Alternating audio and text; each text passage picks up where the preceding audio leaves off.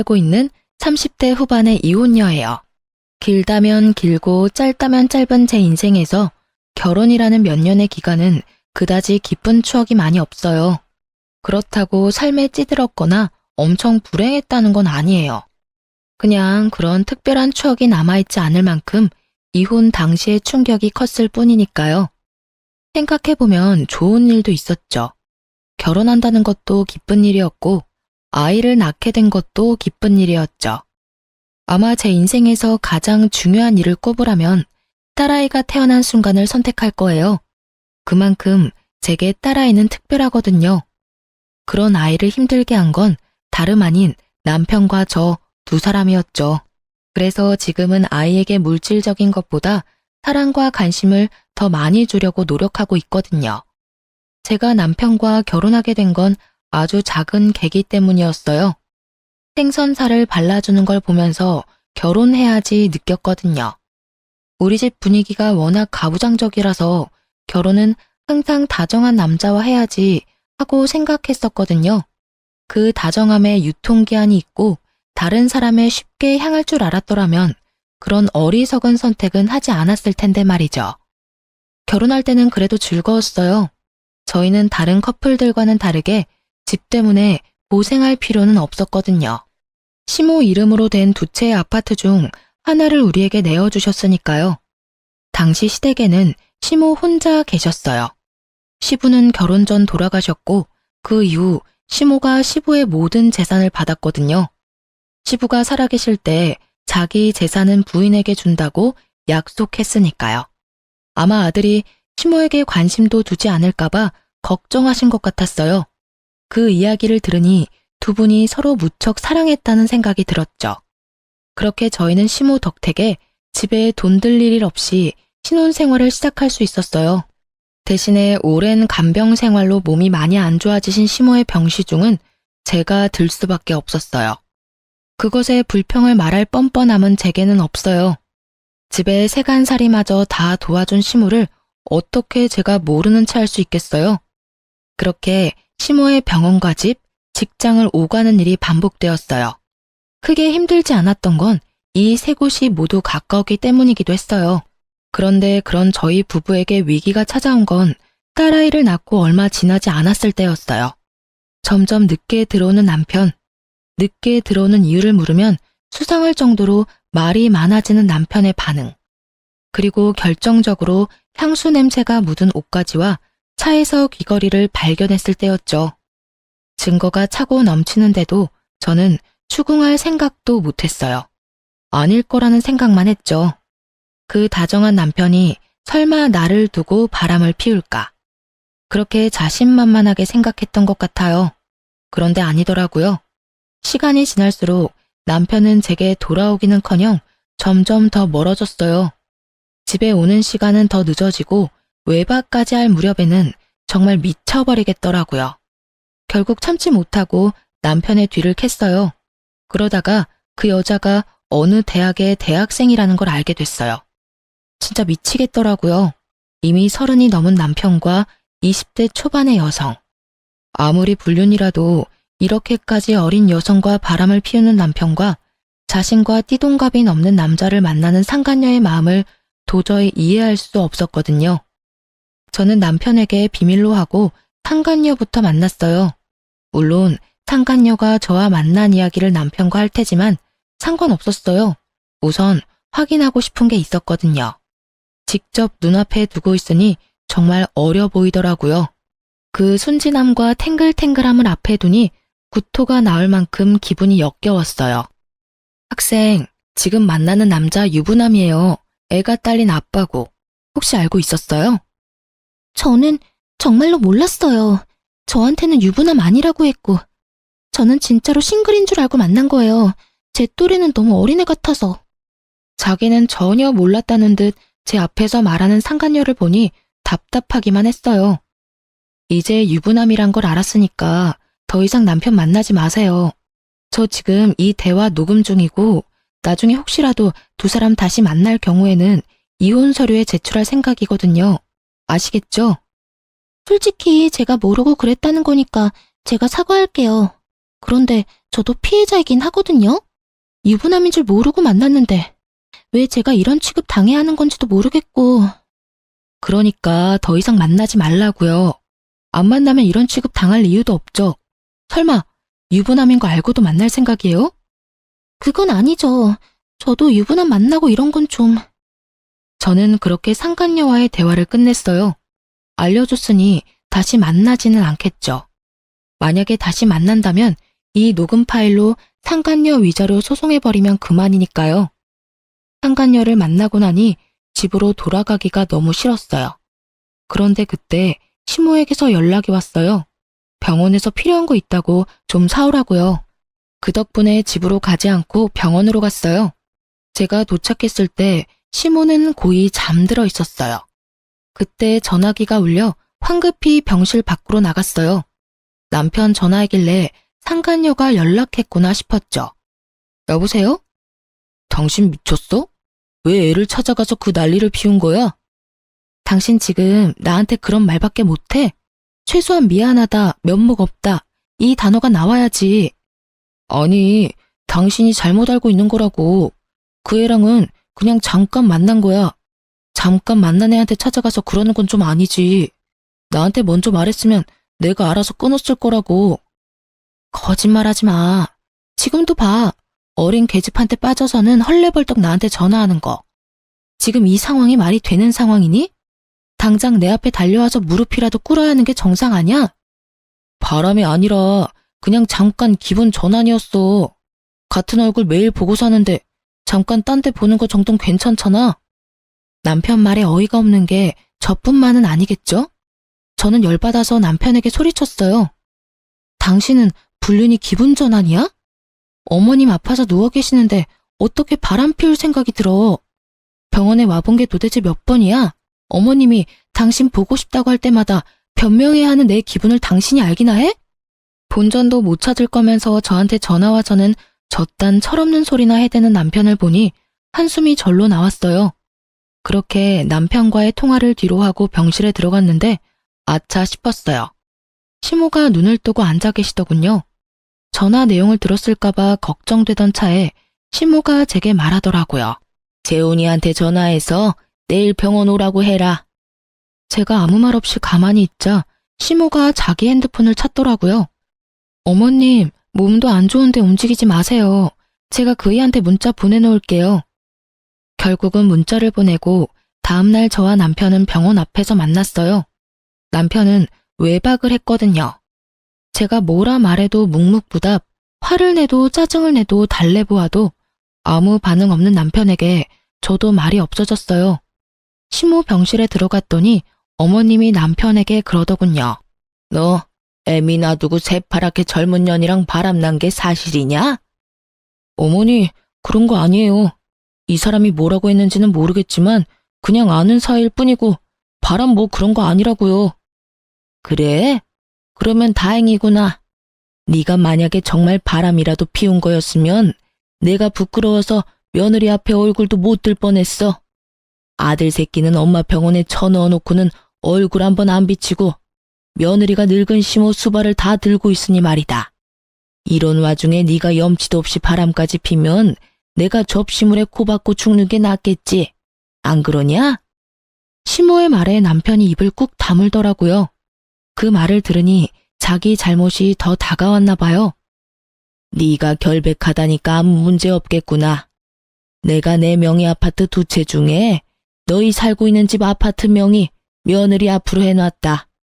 둘이 별 문제 없으면 누구 앞으로 해놔도 문제 없겠지. 그렇지?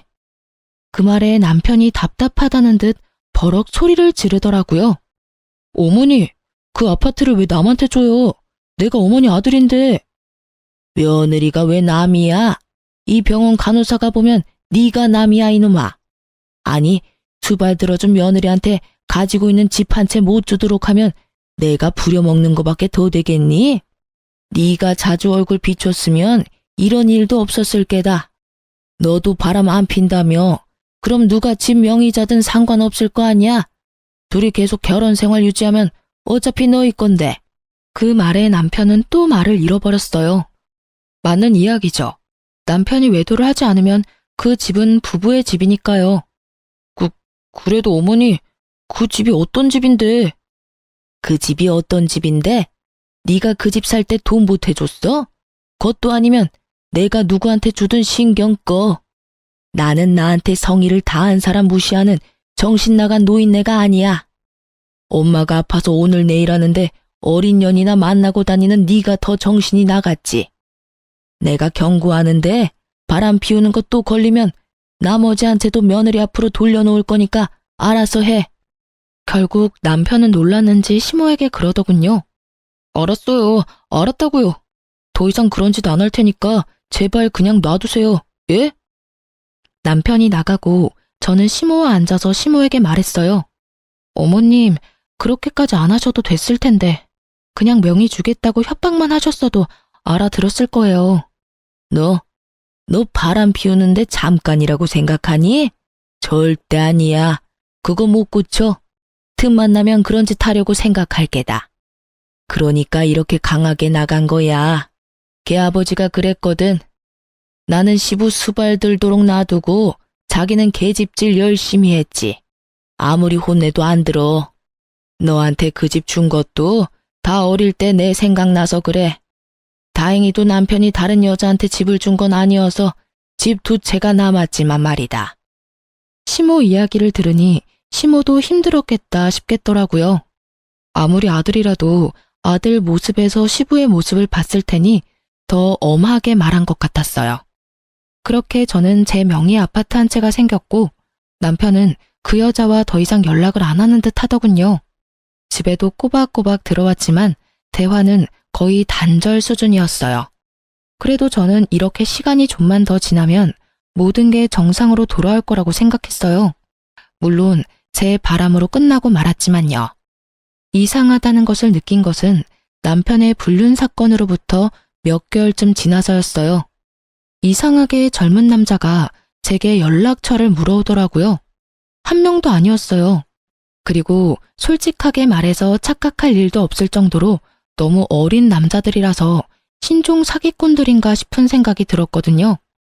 연락처를 물어올 때 거절을 했더니 더 끈질기게 따라붙어서 그 다음부터는 제 연락처를 달라고 했어요.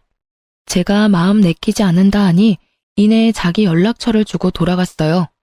그렇게 연락처를 모아뒀다가 혹시나 이 사람들이 사기꾼은 아닐까 싶어서 SNS 검색도 했었거든요. 별거 안 나오는 것 같아서 끄려다가 상간녀 생각이 나서 그 전에 알아놓은 상간녀 SNS에 들어가 어떻게 지내는지 확인하려고 했어요. 혹시 지금도 남편을 만나고 있지는 않은지 궁금했거든요. 그런데 남편과 만나는 것 같지는 않은데 그보다 더 이상한 걸 발견했어요. 상간녀 SNS를 타고 가다 보니 제게 연락한 사람들이 다 있더라고요. 이건 뭔가 문제가 있다 싶었어요. 그래서 그 친구들이 상간녀 친구라는 걸 모두 저장해뒀어요. 그리고 그날 저녁에 오래간만에 노트북을 열었다가 남편과 상간녀의 카톡 대화 내용 백업된 걸 보게 됐어요. 그 파일을 열기 전까지 저는 아직도 두 사람이 만나고 있다는 걸 확인하고 너무 열을 받은 상태였어요. 헤어진다고 했던 건 거짓말이었고 가벼운 사이라는 것도 거짓말이었던 거죠. 몇 달 동안 저를 속이고 그 상간녀를 만나고 있었으니까요. 저는 이번에야말로 절대로 용서하지 않겠다는 마음으로 파일을 열었어요. 그런데 두 사람이 나눈 내용을 보고는 숨이 멎을 뻔했어요. 저를 유책 배우자로 만들려고 남자를 저한테 계속 보낸 거였어요. 제가 연락처를 달라고 했다며 늙어서 젊은 남자 밝히는 거 정말 징그럽다는 이야기까지. 진짜 보고 나서 눈이 더러워질 만한 글들이 가득한 걸 보고는 화가 머리끝까지 났어요.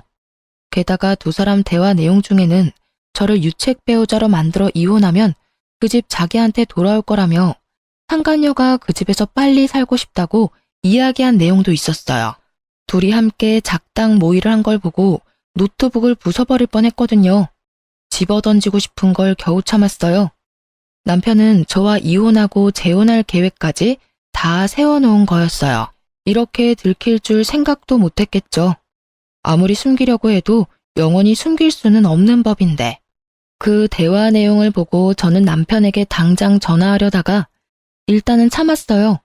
유책 배우자를 만들고 싶어하는 남편을 보니 내가 되갚아줄 수 있겠다 싶었거든요. 그렇지만 걱정되는 건 단 한 가지, 시모였어요.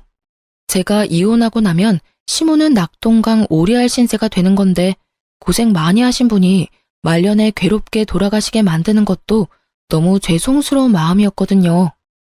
그렇게 이혼 결심을 선뜻 내지 못한 상황에서 시모가 사망하게 됐어요. 오랜 지병, 그리고 마지막에는 폐혈증으로 돌아가셨어요. 그렇게 어머님 초상 치르는데도 남편은 그 여자와 전화통화나 하면서 장례에도 집중을 하지 못하더라고요. 그걸 보니 아, 이제 이혼할 수 있겠구나 하는 마음이 들었어요. 시모의 사망이 확인되고 시모 명의 아파트 한 채는 남편에게 넘어왔어요. 남편은 제가 아직 유책 배우자가 아니라서 그런지 이혼하자는 이야기를 선뜻 꺼내지는 못하더군요. 그래서 빌미를 만들어주기로 했어요. 저는 평소 왕래가 거의 없었지만 어릴 때 꽤 친하게 지냈던 사촌 오빠에게 연락했어요. 오빠는 오랜만에 연락한 저에게 놀라면서도 웃으며 받아줬어요. 웬일이야? 웬일이긴 요새 어머님 돌아가시고 마음이 좀 헛헛해서. 바람 좀 쐬고 싶은데 남편이 많이 바빠.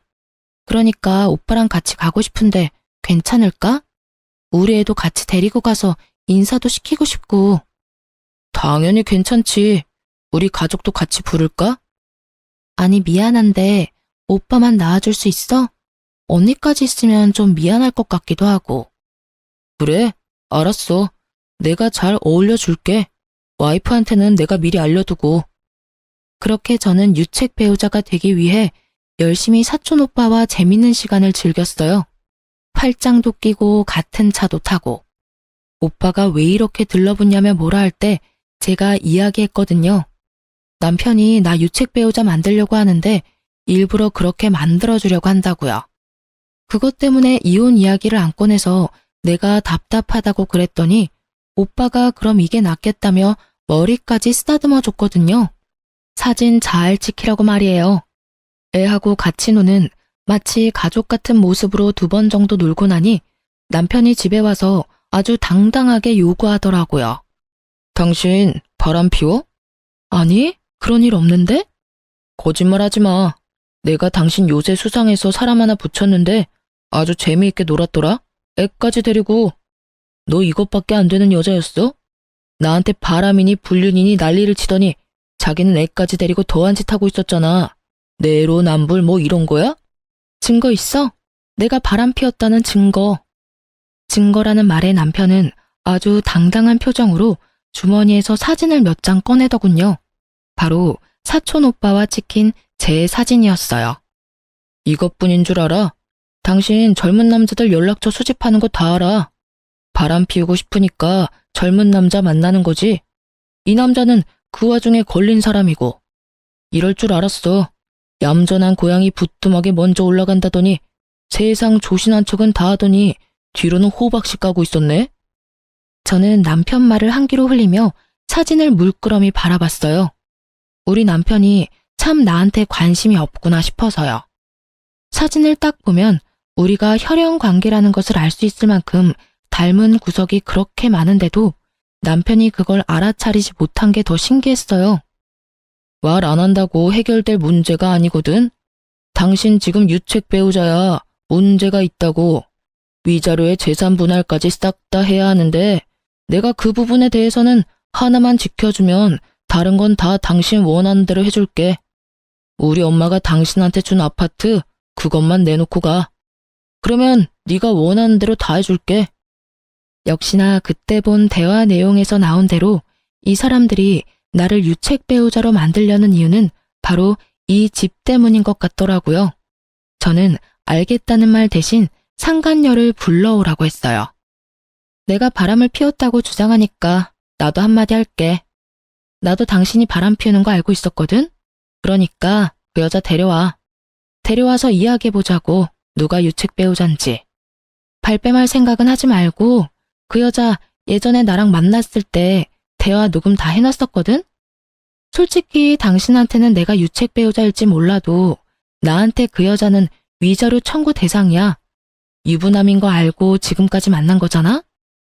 그 말에 남편이 잠깐 당황하더라고요.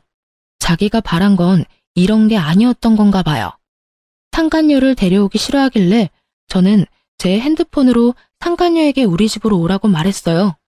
상간녀는 도착하자마자 아주 당당하게 마치 이 집 안주인이라도 된 듯 행동하더군요. 아줌마, 왜 절 부르셨어요? 저는 아줌마랑 할 이야기 없어요. 어차피 아줌마랑 오빠랑 이혼할 건데 왜 제가 아줌마랑 이야기해요? 그냥 남편분이랑 하세요. 말끝마다 아줌마 아줌마 하는 젊은 년을 보니 저도 확 피가 솟구치더군요. 상간녀나 나도 너랑 길게 얘기할 생각은 없어. 단지 이것만 말해주려고. 상간녀나, 너는 우리 남편이 유부남인 걸 알고도 내가 헤어지라고 했음에도 만난 걸 인정하지? 사실 너희만 증거 가지고 있는 거 아니고 나도 증거 있거든. 증거 이야기에 두 사람이 흠칫 놀라더군요. 자기들은 아주 잘 속였다고 생각했나 봐요. 어디에서 들켰을까? 궁금하지 않아? 저희가 들켰든 말든 아줌마는 유책 배우자예요. 바람을 피웠으니까. 그리고 젊은 남자 연락처도 갖고 계시잖아요. 그래서 나한테 할 이야기는 그게 다니? 상간녀나? 뭘 또 바라시는데요? 미안하다, 뭐 그런 말 바라시는 거면 꿈 깨세요. 제가 왜 아줌마한테 미안해해요? 솔직히 사람 마음이 마음대로 되는 게 아니잖아요. 사랑이 바뀌면 당연히 기존에 있던 사람은 사라져줘야지. 싫다는 남자한테 뭐하러 매달려요? 쪽팔리게. 나 같으면 그냥 짐 싸서 빨리 나갈 것 같은데 뻔뻔해라. 그렇지. 그래서 너희들이 나한테 이혼 이야기할 때까지 기다렸어. 제 말에 순간 두 사람 다 멈칫하더라고요. 그러게요. 제가 이혼을 기다렸다고 하니 당황했나 보더라고요. 당신 이혼하고 싶다고 했지? 이혼해. 나도 이혼 생각하고 있었어. 당신이랑 그 상간녀 여전히 만나는 거 알았을 때부터. 근데 이 집은 당신한테 못 줄 것 같은데? 나 당신이 나를 유책 배우자로 만들려고 한 거 다 알고 있었거든. 그러니까 다음은 서로 변호사 대동하고 이야기하자. 그리고 상간녀나, 너는 위자료 소송할 준비해놓고 뭐 너한테 유리하진 않겠지. 처음에 내가 너 만났을 때 녹음한다고 했었던 거 기억나지? 녹음한 거 이야기했고 너는 거부 안 했으니까. 그치? 큰일이야. 증거가 차고 넘쳐서. 제 말에 두 사람이 부들부들 떨더라고요. 그런 두 사람 앞에 이혼 서류를 던졌어요. 그래도 당신이 바람 피운 건 틀림없는 사실이야. 그래, 그것도 잘 이야기해봐. 어떻게 되나. 그 사진 참 잘 찍었네. 나중에 하나 뽑아줘. 가족 사진 저장 좀 해놓게. 제 말에 남편이 의아한 표정을 짓더라고요. 그게 무슨 소리야? 무슨 소리긴. 그 사진 속에 있는 남자 우리 가족인데 당신 몰랐어? 딱 봐도 나랑 닮았잖아. 우리 사촌 오빠, 큰아버지 아들. 결혼식도 한번 봤을 텐데 기억 못하겠지. 그럴 수 있어. 나도 당신 가족들 다 기억 못하는데 뭘. 그러니까 민망하게 생각 안 해도 돼. 거짓말로 위기 모면할 생각하지 마요. 가족이면 증거 보여봐요. 바람 피워놓고 그렇게 빠져나가는 건 아니죠? 그럼 사촌 오빠 불러서 확인해 볼래? 좋아. 그럼 내일 유전자 검사하는 곳에서 봐. 너희들 눈앞에서 유전자 검사해서 혈연인지 아닌지 확인해 줄 테니까. 남편은 제 말이 거짓말이라고 생각했는지 이혼 소송을 그대로 진행하더군요. 저는 차라리 잘 됐다 싶었어요. 시간이 좀 없긴 했거든요. 결국 유전자 검사하는 곳에서 모인 우리는 상간녀가 동영상까지 찍어가며 증거 영상으로 남기면서 가족 확인 검사를 했어요. 그리고 서류 받을 집 주소는 우리 집과 남편 회사로 했죠. 그렇게 몇 주 지나고 서류가 나왔는데 당연히 혈연 관계가 입증됐어요. 남편은 그날 저녁 집에 들어오지 않았어요. 분명히 상간녀와 이에 대한 이야기를 하며 대책을 세우고 있겠죠. 저는 마음이 다 편안했어요. 그리고 그 다음날 이혼 전문 변호사 만나서 남편과 상간녀의 행각을 모조리 털어놨죠.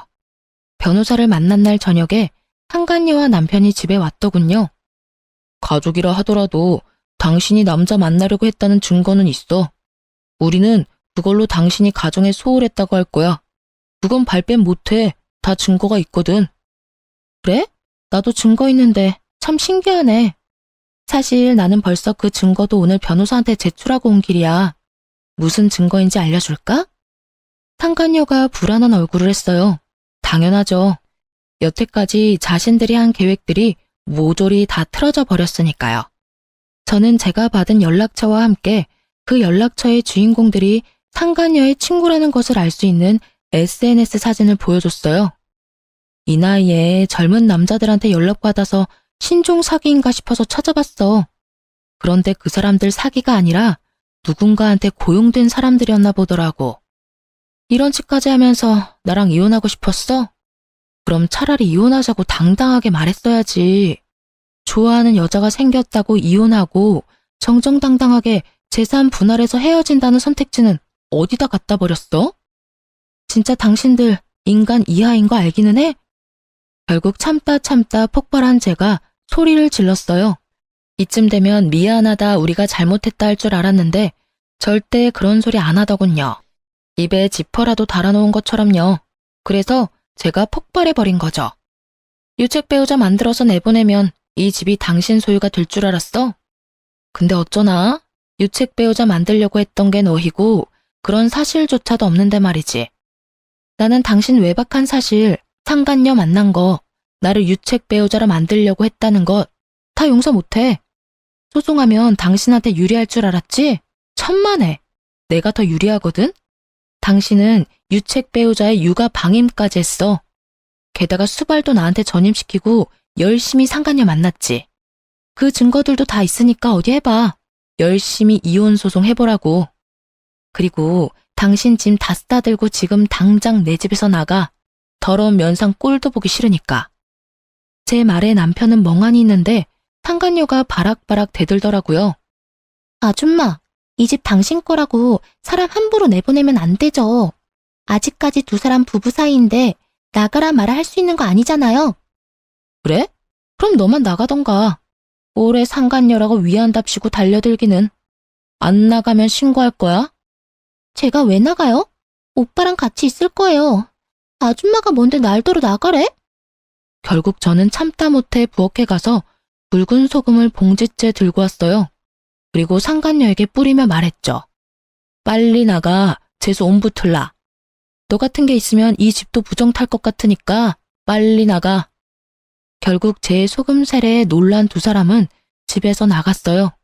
상간녀가 입구에서 큰 소리 뻥뻥 치더라고요. 나도 이딴 집 하나도 안 좋아.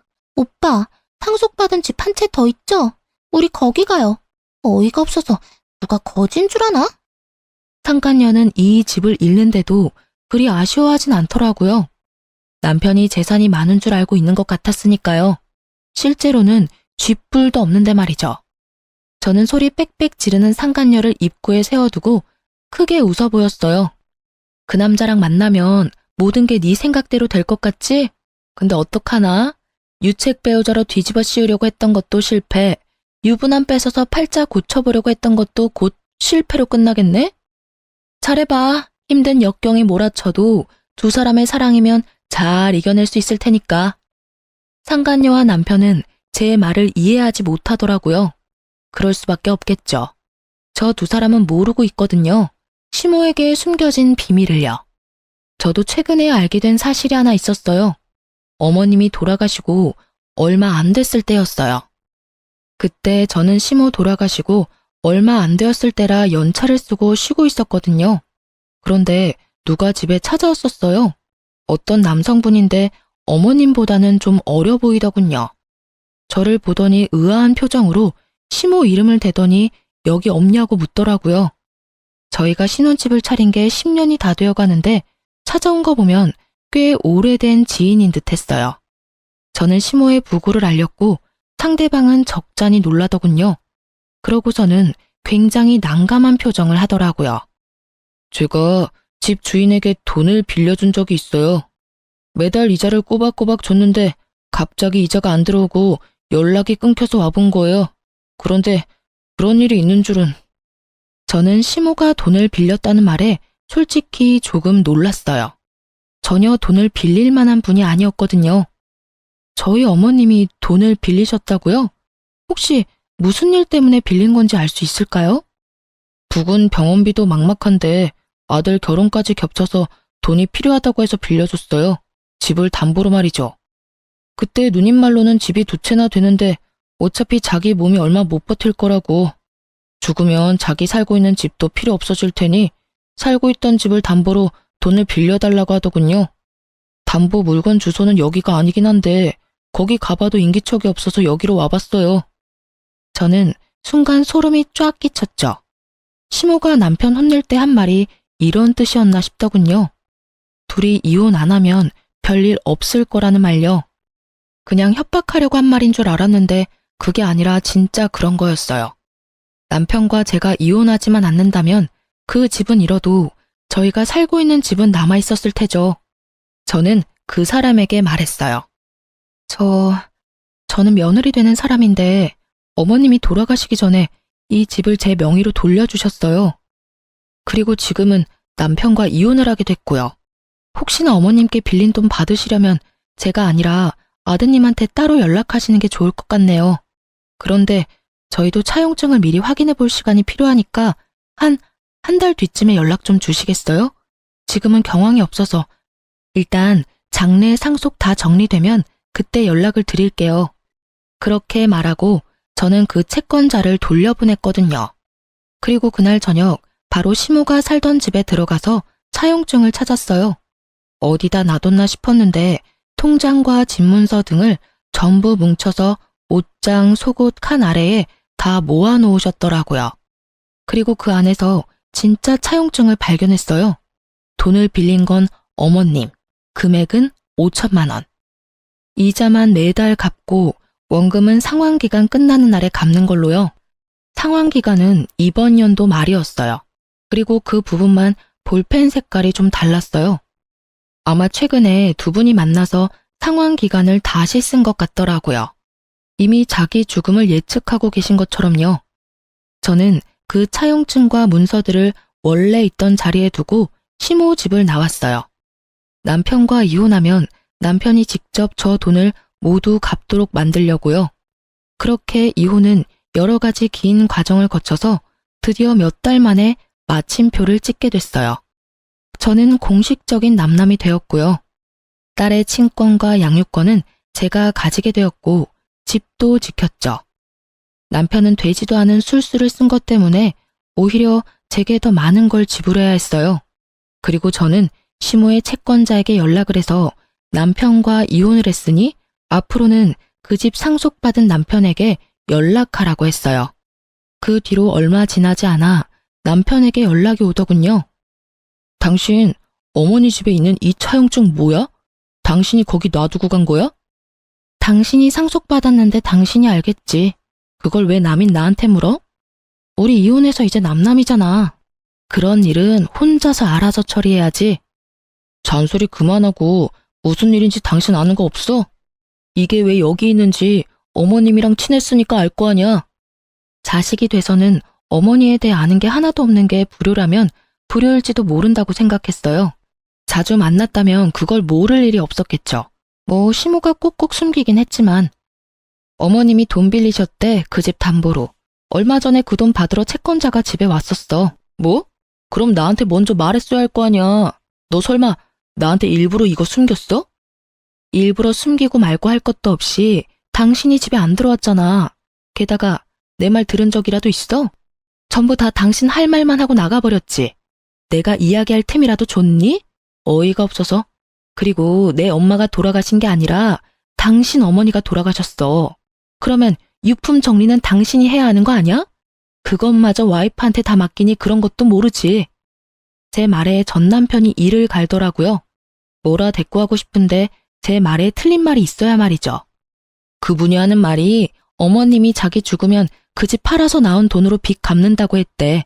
그러니까 당신이 그 집 팔아서 상환하던지 아니면 5천만 원을 자력으로 마련하고 그 집을 살리던지 그건 당신이 알아서 해. 사랑하는 상간녀가 당신이랑 같이 있는데 뭐가 문제겠어? 그렇지?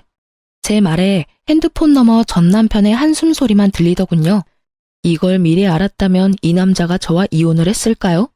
절대 이혼 얘기 안 꺼냈겠죠. 저라도 있어야 어머님 빌린 돈을 어떻게든 적은 돈 들여 갚을 수 있었을 테니까요. 그런데 막상 까보니 대출 담보로 잡힌 집은 자기가 상속받은 집이고 멀쩡한 집이 제 명의로 된 거잖아요. 너 설마 이런 거 다 알고 그 아파트 당신 명의로 돌렸어? 내가 어떻게 알았겠어. 당신도 알다시피 그 아파트 내 명의로 바꿔준 거 어머님 뜻이야.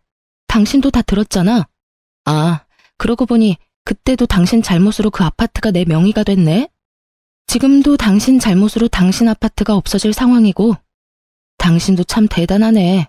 어떻게 찍는 것마다 다 이 모양이야? 핸드폰 너머로 열받아서 소리를 지르는 상간녀 목소리가 들리더군요. 이게 다 뭐야? 오빠 그러면 이제 이 집도 없는 거야? 와, 진짜 말도 안 나오네? 이건 좀 아니잖아. 저 아줌마한테 이거 못 맡겨? 그 소리를 듣고 저는 전 남편에게 말했어요. 사랑하는 상간녀가 힘들어하네. 우리는 남남이라서 그거 나한테 못 맡길 거라고 상간녀한테 알려줘. 그리고 앞으로는 이런 일로 나한테 전화하지 마. 당신 일은 당신이 알아서 해. 그러고 저는 전화를 끊었어요. 그리고 한 달쯤 지났을까요? 시모의 채권자로부터 돈 다 돌려받았다는 문자가 왔어요. 그래서 남편이 어떻게 그 돈을 상환했나 싶어 확인해 봤더니 글쎄 집을 팔았더군요. 상간녀가 그 집을 팔기를 원하지 않았을 텐데 어떻게 잘 팔았구나 싶었는데 팔고서는 그 차액으로 전세를 들어간 게 아니라 월세를 빌려 들어갔다고 하더군요. 이상했어요. 못해도 억은 넘는 집 팔고 5천만 원 갚고 나면 돈이 남을 텐데 그 돈이 다 어디로 갔냐 그 말이죠. 남편은 2달 뒤에 제게 찾아왔더군요. 그러고는 제발 용서해달라며 무릎부터 꿇었어요. 아파트 현관 입구에서 그러는 게 너무 남보기 부끄러워 어쩔 수 없이 집 안으로 들였더니 집안을 쭉 둘러보고는 시무룩해지더군요. 자기 흔적이 다 사라져서 그랬던 것 같은데 어쩌라고요. 이제는 딸이랑 둘만 사는 집인데. 여기 왜 왔어? 당신 이미 이혼했고 남남이야. 애가 보고 싶으면 면접 교섭권 써서 밖에서 만나던지. 미안해. 여보, 당신 없이 사는 거 너무 힘들어. 나한테는 당신이 필요하다는 걸 이제야 깨달았어. 그러니까 제발 딸이랑 같이 내 곁에 돌아와주면 안 될까? 무슨 귀신 씨나라 까먹는 소리야. 실없는 소리 할 거면 집에 가. 어이가 없어서. 젊은 여자 쫓아서 이혼하자고 한 건 당신이야. 그런 일을 당하고도 널 받아주면 내가 여기 왜 있어? 절에 가서 비구니가 되던지 성당 가서 수녀님을 했겠지. 난 그렇게 이해심 많은 여자가 아니야. 그러니까 제발 헛소리 좀 그만해. 나 그 집 팔고 남은 돈 그 여자한테 다 뺏겼어.